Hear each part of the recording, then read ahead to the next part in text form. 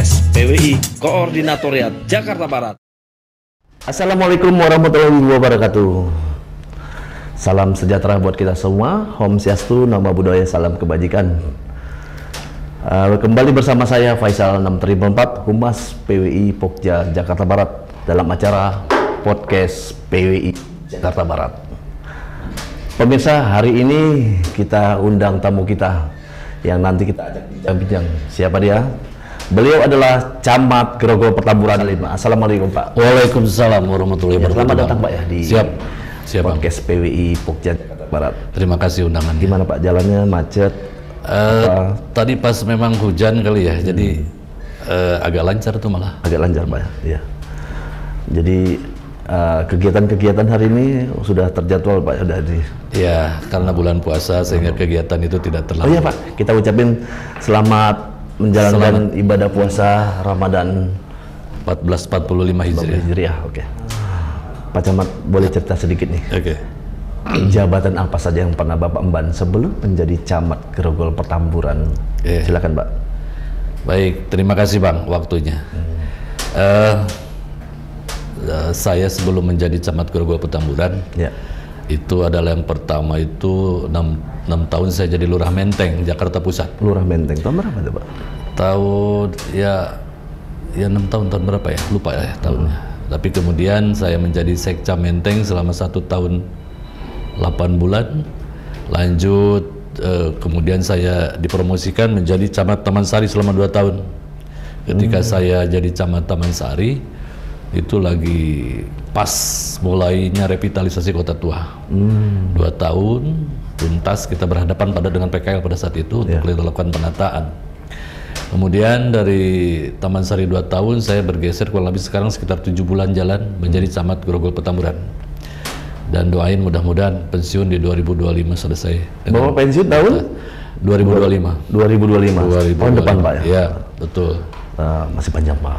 Masih banyak harus dikerjakan. Masih banyak sesuatu yang bisa kita berikan untuk masyarakat. Betul Pak. Ini saya mau nanya nih tentang suka duka. Bapak tadi cerita tentang menjadi lurah, Camat Taman Sari. Suka dukanya di pejabat publik. Apa aja sih Pak? Biar masyarakat tahu. Jangan masyarakat cuma tahunya yang enak-enak aja Pak. Iya. Jadi ketika seorang ASN kemudian berkomitmen untuk menjadi pejabat publik, khususnya pejabat di wilayah Kepamongan, maka harus siap dengan segala sesuatunya. Artinya seorang pamong itu tidak mengenal tanggal merah, waktu, waktu, tempat. Betul. Kemudian dinamika yang ada di masyarakat, tentunya lain dengan pegawai kantoran yang lain. Dari urusan A sampai Z itu semuanya ada di wilayah. Semua diemban. Tuh. Kemudian persoalan itu juga di tengah-tengah masyarakat yang karakteristik sosialnya itu heterogen. Ini berarti ada tantangan-tantangan sosial yang harus kita atasi semua. Kebetulan nih saya, Lurah Menteng saya 6 tahun. Lurah Menteng Jakarta Pusat. Di situ tempatnya, pusatnya orang-orang jantungnya lah, artinya ring satunya Jakarta dalam Jakarta. Dan saya 6 tahun di situ. Rekor saya. Kemudian karena saya mungkin berada di wilayah ring 1, memang di ring 1 itu diplototin terus. Akhirnya mungkin kita berkontribusi, pimpinan melihat, kemudian kita dipromosikan. Karena itu termasuk ring 1, berarti Bapak punya pengalaman sangat luar biasa. Misalnya pernah ditegur pejabat menteri. Luar biasa. Di sana, cuman di sana salurannya tidak langsung kepada kami. Jadi laporan tersebut datang ke pusat, kemudian pusat infoin ke kita. Jadi mereka juga paham, Mbak. Tetapi bedanya dengan ring 1 itu kita harus respon. Harus cepat. Harus respon dan cepat untuk mengatasi masalah itu, mencari solusi-solusi dan segala macam. Berarti yang kurang apa Bapak? Waktu tidur berarti Pak? Saya tidur di kantor. Pada saat itu saya tidur di kantor. Tapi nggak ada rumah dinas Pak? Kebetulan Kelurahan Menteng pada saat itu nggak punya kelurahan. Belum punya rumah dinas. Jadi kadang-kadang kalau saya pulang, anak saya itu bilangnya manggilnya Om juga karena jarang pulang. Ini PJ Gubernur nih boleh buat di note ini untuk rumah-rumah dinas camat yang mungkin waktunya habis di di tempat kerja Pak ya, Iya. biar istirahatnya tidak jauh buat pulangnya langsung ke tempat di rumah Ya, dinas. sekarang saya di sini menempati rumah dinas. Malah di sini ada Malah rumah di dinas. sini ada rumah dinas. Gitu. Pak Camat, Ya. untuk Grogol Pertamburan sendiri, Oke. untuk kecamatan Grogol Pertamburan sendiri ada berapa kelurahan Pak? Apa saja? Grogol Petamburan itu terdiri dari 7 kelurahan. 7 kelurahan. Kemudian terbagi ke dalam 76 RW dan 878 RT dengan luas wilayah kurang lebih sekitar 229.736 meter persegi dan tingkat kepadatannya kurang lebih 72,205 kepala keluarga. Itu kalau dibandingkan dengan kecamatan lain yang ada di Jakarta Barat lebih banyak atau lebih sedikit? Kalau dibandingkan dengan Cengkareng kita lebih kecil, dibandingkan dengan Kebonjeruk kita lebih kecil. Tetapi kalau kita bandingkan dengan Taman Sari ya kita lebih besar. Karena mungkin Pertamburan lebih fokus ke bilang itu perkantoran. Betul, kawasan hotel ya, artinya tempat-tempat pusat kuliner dan segala macam. Oke Pak, terima kasih. Apa saja Pak program-program yang telah dilakukan kecamatan untuk memperkuat kesehatan masyarakat, misalnya soal COVID-19 kemarin Pak hingga saat ini? Oke. Jadi kita patut lihat ke depan. patut bergembira juga bahwa saat ini COVID sudah mulai melandai, kemudian protokol kesehatan juga sudah mulai agak longgar, sehingga yang diperlukan oleh pemerintah adalah bagaimana memberikan pencerahan kepada masyarakat, pemahaman kepada masyarakat, supaya tetap juga menjaga pola hidup sehat. Artinya dari mana-mana kita cuci tangan, pola PHBS itu memang penting. Ada atau tidak ada virus, bahwa PHBS itu memang penting karena penularan itu justru karena bersihan seseorang, ketidakresihkan seseorang sehingga mereka cepat tertular. Yang kedua, kemudian kita mengoptimalkan seluruh sumber daya yang ada, RT, RW, LMKF, KDM gitu ya, untuk selalu mensosialisasikan. Ya. Tetap bagaimanapun, biarpun kondisi COVID ini sudah landai, tapi kita tidak pernah tahu kapan ada varian baru, kemudian ada segala macam, itu yang harus kita jelaskan. Tetapi pemahaman kepada masyarakat, cara hidup sehat itu jauh lebih. Nah itu kita selalu sinergi dengan Puskesmas untuk mensosialisasikan itu. Kemudian kita juga menginformasikan, mengedukasi masyarakat supaya konsumsi makan dan segala macam ya, 4 sehat 5 sempurna lah, gitu ya, supaya itu mendukung juga daya tahan tubuh imun ya Pak. Ya, betul. Lalu Pak, itu untuk COVID sendiri masih ada Pak untuk penyuntikan vaksin booster atau vaksin 1, vaksin 2 itu? Bulan kemarin masih dibuka itu, untuk vaksin, tapi mungkin seiring dengan kondisinya tidak ada penyebaran. Karena kan informasi yang dapat untuk skala nasional itu kan penyuntikannya ditarik, kemudian tidak gratis lagi. Lalu untuk di Kecamatan Grogol Pertamburan sendiri masih gratis? Gratis. Masih gratis. Masih gratis. Jadi masyarakat masih bisa dilayani Pak ya? Masih gratis. Lalu kemudian Pak, apa yang sudah dilakukan Kecamatan Grogol Pertamburan? Kira-kira untuk stunting sudah ada data nggak sih Pak di Grogol Pertamburan?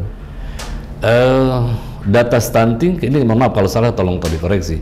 Data stunting untuk wilayah Kecamatan Grogol Pertamburan itu kurang lebih sekitar 58. Tapi memang ada juga gizi kurang, gizi buruk. Kan tahapannya gizi kurang, gizi buruk, stunting. Lebih banyak di kelurahan mana itu Pak?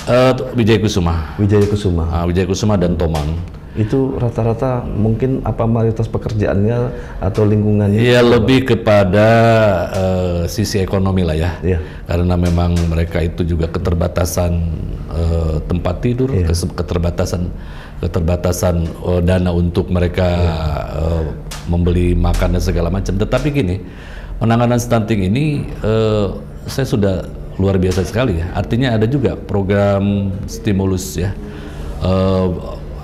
Fiskal stimulus kemarin yang dilakukan oleh Pemprov DKI Jakarta untuk penanganan stunting, dan kita kasih makan selama 14 hari berturut-turut, kemudian kita evaluasi. Oh sudah mulai itu? Udah, itu dari program dari Pemprov DKI Jakarta, setiap kelurahan ada, dan itu berjalan maksimal, dan itu dampaknya signifikan terhadap keberadaan, dan kami tidak berhenti di situ. Jadi ketika program itu tidak bisa dilanjutkan, maka kami coba mengundang seluruh pemangku kepentingan ini, apakah itu melalui CSR dan segala macam. Kita undang mereka untuk berkontribusi, karena tidak mungkin program pemerintah ini hanya 14 hari. Anda bisa berbuat apa untuk program stunting? Untuk pelaksanaannya sendiri melibatkan siapa saja? Ada. Sementara kita kemarin akan merumuskan, kebetulan di Grogol Petamburan ini kan kita punya 4 kampus, Trisakti, Ukrida, kemudian Untar, dan mereka sudah secara prinsip mereka siap, Pak. Tinggal menyusun aja konsepnya, ya, tinggal disusun aja konsepnya seperti apa, dan mungkin nanti mereka siap membantu kita, baik itu sebagai pengabdian daripada masyarakat, atau mungkin mereka sebagai CSR atau apapun namanya. Yang jelas kami memberi ruang, kami memberi kesempatan yang seluas-luasnya untuk pihak lain juga terlibat, bahwa ini bukan persoalan pemerintah saja, ini persoalan kita semua. Jadi kalaupun ada yang berkontribusi, tentunya saya amat sangat terima. Dan ini harus didorong. Mereka harus diberikan juga tanggung jawab. Betul. Gitu ya. Kira-kira begitu sih. Oke, Pak. Berkaitan juga, Pak, tadi bicara tentang stunting. Sekarang kita bicara tentang program penanggulangan penyakit DBD, Pak, demam berdarah. Mengingatkan sudah musim hujan sudah mulai datang, Pak, ya. Insennya juga udah luar biasa. Udah berapa hari ini kan kita juga udah mulai banjir. Seberapa insen, Pak, Jumantik dan Pogging dilakukan, Pak? Gini, kalau ya jelas kita harus mengoptimalkan pemberantasan PSN, ya, program PSN, maka kita terjun. Semua lurah, semua kasih yang terlibat itu harus terjun pada saat setiap penanganan pemberantasan sarang nyamuk, ya, jentik. Kemudian yang terpenting, ini kan sekarang ada juga persepsi yang berkembang di masyarakat seakan-akan kalau ada apa-apa pogging gitu. Padahal kita kalau kembali kepada pengertian pogging, Bang Faisal, yang menentukan satu wilayah bisa dipogging itu bukan kami nih, tetapi puskesmas, berdasarkan kasus yang ada. Betul, laporan. Jadi jangan juga ini harus dibalik juga nih pengertian masyarakat itu, bahwa seakan-akan semua itu kalau ada pun ini nggak ada kasus pun minta dipogging. Karena satu, semakin sering dipogging, nyamuk kebal. Ya, semakin banyak dipogging, udara tidak bagus untuk kesehatan. Betul. Jadi kalaupun nanti dipogging itu murni karena ada kasus. Jadi jangan sampai nanti kalau tidak ada kasus, pemahaman masyarakat tuh tidak ada kasus, saya pengennya dipogging. Tidak, ini tidak sehat untuk kesehatan. Dan nyamuk juga akan kebal. Yang kedua, mengoptimalkan petugas Jumantik, ya, untuk lakukan pemberantasan sarang nyamuk. Harus dipahami juga nih, pemberantasan petugas Jumantik itu bukan petugas yang membersihkan, yang terjun langsung dan segala macam gitu, bukan itu. Tapi petugas Jumantik itu lebih dari itu. Satu, harus memberikan edukasi kepada orang yang dikunjungi, kepada keluarga yang dikunjungi nih, memberikan edukasi dengan pengetahuan yang dia dapat, ya, bahwa ini loh kalau misalkan nggak, sehingga dengan terus dia berikan edukasi, mandiri, nanti gitu, mereka jadi PSN Jumantik mandiri. Sehingga itulah makanya saya bilang, Anda ini Pak ibu-ibu Jumantik itu bukan hanya ke situ hanya, tapi memberikan edukasi. Tidak hanya menyenter, tapi edukasi mereka bahwa untuk menghindari sarang nyamuk itu begini loh yang harus dilakukan, sehingga pada ujungnya nanti masyarakat menjadi paham dan menjadi Jumantik mandiri gitu, Bang. Ini keluhan dari para Jumantik, Pak. Mereka tuh sering berhadapan dengan, terutama kayaknya daerah wilayah mungkin menengah ke atas seperti di wilayah Grogol Petamburan. Menteng yang sulit itu memang. Ada beberapa kasus yang tidak bisa dimasukin, ya. Itu ya. Jadi gini, memang pada beberapa kasus khususnya di kawasan elit, kawasan perumahan komplek, ada kekhawatiran. Ketika ada seorang petugas, kan sekarang memang juga penipuan juga banyak, mengatasnamakan perusahaan ini, tiba-tiba datang yang dari oknum katanya, dari mengatasnamakan dari PLN, dari PAM, padahal dia mau ngerampok, dan itu banyak juga. Nah, itu yang mereka khawatirkan. Jadi setiap petugas, untuk apa upaya yang kita lakukan menghadapi itu, menghadapi orang yang tidak mau didatangin oleh petugas Jumantik. Dengan alasan itu. Yang pertama, mereka kita kasih seragam, yang pertama ya. Yang kedua, mereka kita kasih dengan name tag, supaya ada betul-betul petugas gitu kan. Kemudian RT RW dioptimalkan. RT RW mengkomunikasikan bahwa ini loh pentingnya. Silaturahmi. Mereka itu mohon maaf, jangan sampai nanti ketika ada kasus, pada rumah itu tidak pernah tersentuh oleh petugas PS Jumantik, kemudian udah komplain kepada pemerintah. Nah itu yang harus di RT RW bergerak di situ. Tidak hanya RT RW, seluruh kelembagaan masyarakat, RT RW, LMK, FKDM, Bapak Ibu sekalian mendapat operasional dari pemerintah nih. Nah tugas Bapak itu juga membantu kami, membantu mensukseskan program PSN. Ya, jadi mereka terjunlah. Selain memberikan identitas yang jelas kepada petugasnya, juga RT RW secara optimal kita berdayakan untuk mensosialisasikan itu. Jadi memang gitu, sudah ada trik atau jalan. Oh iya, iya. Berarti sudah masuk laporan. Masuk. Untuk pertanyaan berikutnya, Pak. Untuk program ketahanan pangan, Pak. Bagaimana Kecamatan Grogol Petamburan melakukan pengawasan pangan? Tentang misalnya sekarang harga minyak, cabai, telur ayam, daging ayam melambung saat Ramadan, Pak. Ini lagi bulan puasa, misalnya kan gitu, Pak. Harga pangan naik, gimana Pak untuk pengawasannya, Pak? Ya kalau terkait dengan kebijakan pangan itu kan berarti kebijakan pemerintah pusat. Tetapi kami di wilayah mencoba mensukseskan program-program yang diselenggarakan oleh pemerintah. Kemarin ada bazar murah. Masyarakat itu terus terang memang dengan bazar murah itu betul-betul mampu. Berapa kilo itu, Pak? 10 kilo ya? 10 kilo. Ada 5 kilo tapi dengan ada sembako minyak itu ya. Yang mereka beli hanya 100.000, harga murah lah gitu ya, tetapi memang nilainya itu betul-betul membantu masyarakat dan menjawab kebutuhan dan persoalan masyarakat di tengah-tengah kesulitan ekonomi menghadapi bulan puasa. Responnya cepat. Betul. Kemarin sudah diselenggarakan sama PD Pasar Jaya. Yang kedua diselenggarakan sama Bulog. Nah ini Bulog sedang distribusikan nih, Bulog sedang distribusikan. Nah harapan kami apa yang disampaikan oleh masyarakat, karena program-program yang tadi itu bazar murah itu sudah mampu menjawab kebutuhan masyarakat meminta kalau bisa diselenggarakanlah sampai terus menerus, kira-kira begitulah. Jadi mereka itu ya berterima kasih sekali sama Pemprov DKI Jakarta terhadap bazar murah. Masyarakat juga berterima kasih kepada pemerintah yang responnya cepat. Kemudian terkait dengan kebijakan tadi ya, harga kita pantau, kita 3 pilar bergerak untuk memantau dan melaporkan terkait dengan kondisi-kondisi harga kebutuhan pokok di pasar-pasar kita, door kita sampaikan laporan kepada apakah mungkin dari kebijakan pemerintah pusat seberapa dampaknya terhadap penurunan beras, minyak, telur dan segala macam. Apalagi menjelang ini jawaban yang ditunggu-tunggu masyarakat. Betul. Masyarakat sangat semua kalau bicara tentang emak-emak, ibu-ibu, pasti yang dibicarakan tentang sembako. Jadi mereka sudah mungkin mendengar dan bisa mendengarkan apa yang kita bicarakan. Ada solusi. Kita respon khususnya DKI Jakarta. Pertanyaan berikutnya, Pak. Daerah Grogol Petamburan dikenal dengan daerah yang kerap mengalami kebakaran. Apa upaya Pak yang telah dilakukan kecamatan untuk menekan tidak terjadi kebakaran serupa? Perlu saya luruskan juga nih bahwa kawasan Grogol Petamburan itu bukan daerah yang rawan terhadap kebakaran. Begitu juga kami itu bukan juga wilayah yang rawan banjir.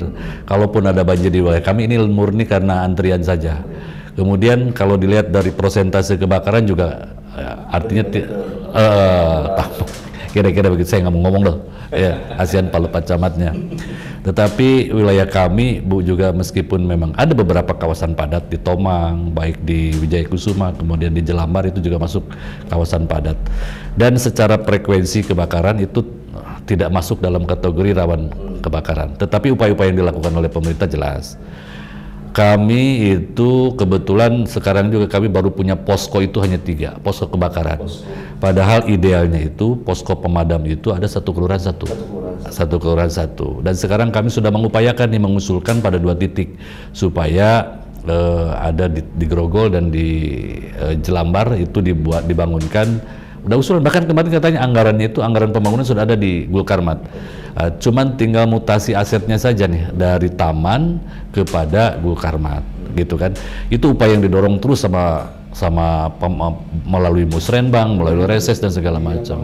Kita kalau misalnya kita wawancara dengan rata-rata masyarakat ada sedikit takut sebelum PLN itu mematikan listrik.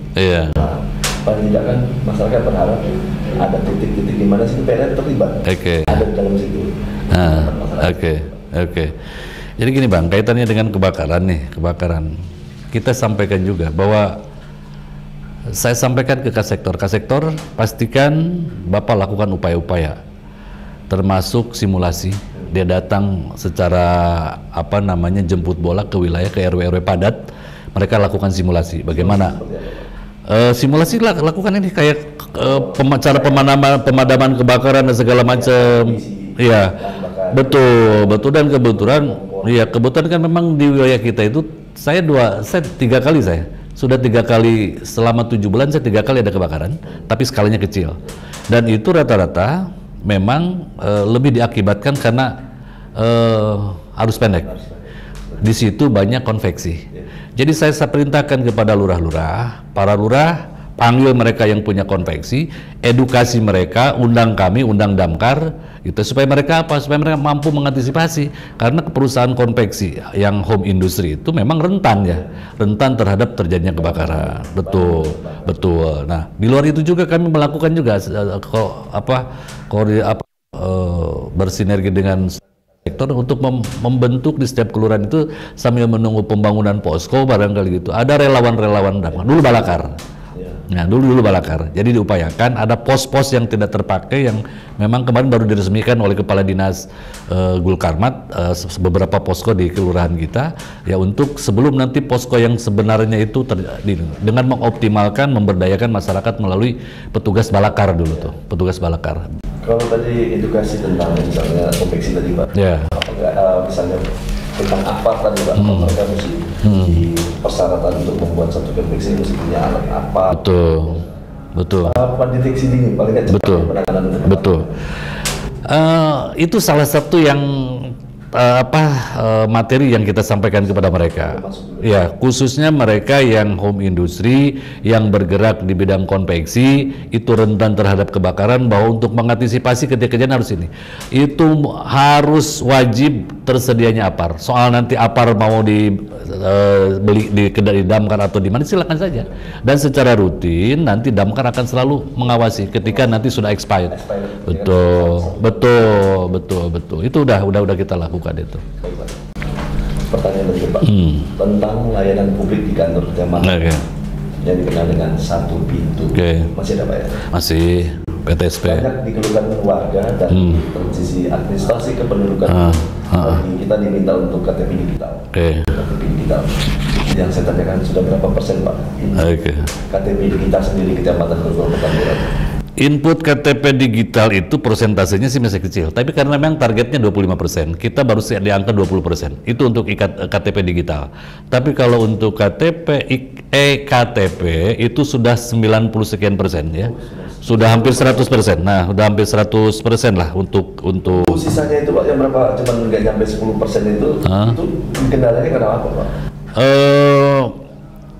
Lebih kepada mungkin mereka itu lebih kepada waktu. Tapi kita lakukan upaya juga sih, apakah itu nanti kita masuk ke, kemarin kita baru door to door ke apartemen, ke segala macam, lebih ke, nggak sampai 10% sih, tadi 90 berapa ya, hampir, nggak persentasenya nggak sampai ke yang KTP elektronik, itu tidak sampai 99% ya, 99%, jadi tinggal 0,1%. Sudah tinggi. Lalu Pak, pertanyaannya tentang layanan publik apa saja Pak langkah-langkah yang dilakukan kecamatan untuk penataan lingkungan RT dan RW? Penataan lingkungan, apalagi sekarang dengan adanya penataan wilayah program PPJ Gubernur, bahwa setiap triwulan kita harus menentukan beberapa titik, setiap kelurahan ya, setiap kelurahan harus menentukan beberapa titik untuk penataan kawasan. Termasuk salah satu, kami tidak mau kalah dengan kelurahan. Kalau kelurahan punya target per kelurahan itu per 3 bulan itu harus ada satu wilayah yang dibenarin.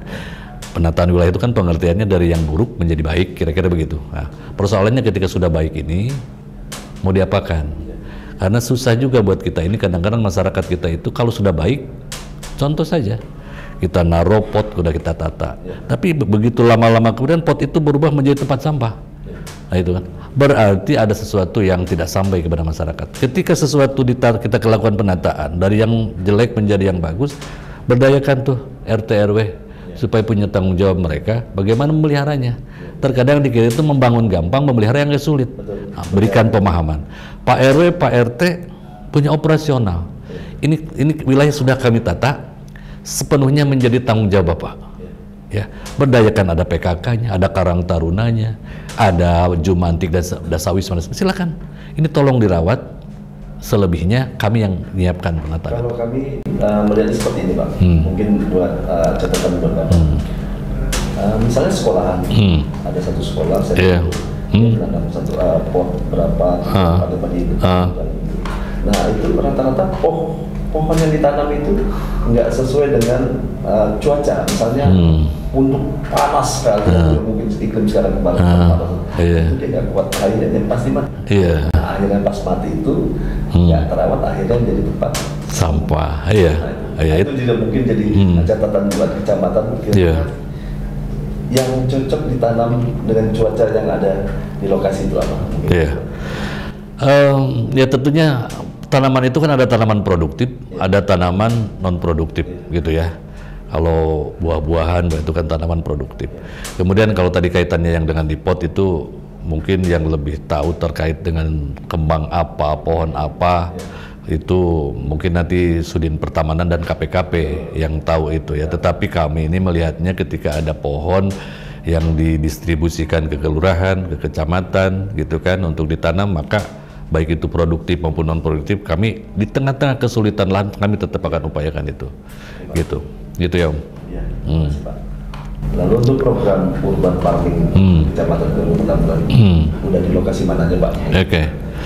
Udah panen berapa kali? Iya. Urban farming di wilayah kita di setiap kelurahan itu ada. Meskipun tadi saya bilang bahwa kami memiliki masalah yaitu ada keterbatasan lahan. Tapi keterbatasan lahan ini juga bukannya berarti kita tidak melakukan upaya. Salah satunya upaya yang kami lakukan nih, kecamatan. Kami lakukan penataan di kolong tol Tomang. Itu dulu ada penghuni di Pantri Sakti tuh. Itu dulu dikuasai oleh pemulung. Kurang lebih sekitar 12 pemulung tuh di situ sama 12 keluarganya. Kemudian kita lakukan penertiban. Kebetulan waktu itu momentumnya adalah KTT ASEAN. Itu adalah jalur lintasan KTT ASEAN. Jadi momentum KTT ASEAN kita lakukan penertiban terhadap para pemulung itu, dibersihkan. Dan dibersihkan kami, inilah saya bilang, ini saya pikir ini satu konsep penertiban yang menurut saya ideal. Ini ya. Kenapa kami begini? Kami libatkan Jasa Marga, kami lihatkan perguruan tinggi Universitas Trisakti, kemudian kami lakukan penertiban. Pasca penertiban seringkali kita sudah ditertibkan itu, kita diamkan 5 bulan, 3 bulan kemudian ditumbuh lagi. Tapi apa yang kami lakukan, kami punya kewajiban untuk membongkar itu semua, tetapi selebihnya adalah Jasa Marga yang menata, memager, membuat apa dan segala macam. Bahkan kami sudah diberi izin sama Jasa Marga sekarang, Pak. Saya bilang tolong ini bisa nggak di situ dibuatkan posko atau base camp banjir 24 jam Bina Marga. Maka sekarang di situ selain sudah tertata dengan baik, ada tamannya, ada udah nggak ada.